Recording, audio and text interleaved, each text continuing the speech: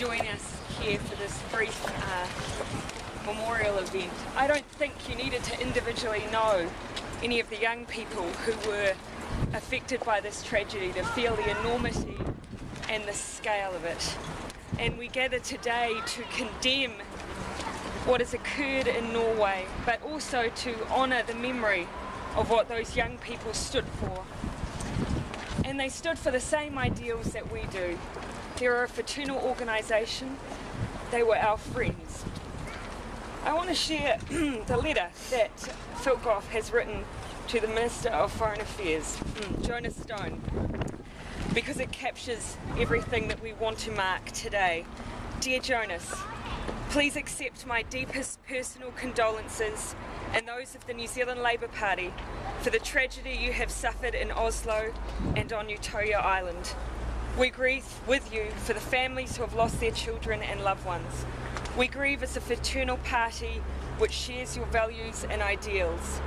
We extend to you our sympathy as a small nation like Norway, which can appreciate the scale of the losses you have suffered.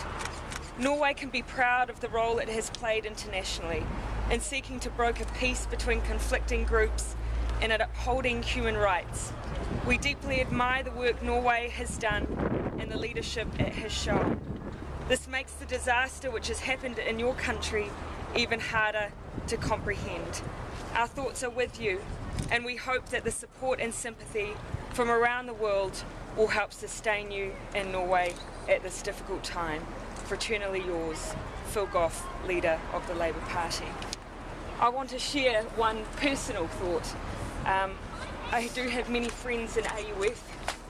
Thankfully, most of those I know were spared, but many, of course, were not.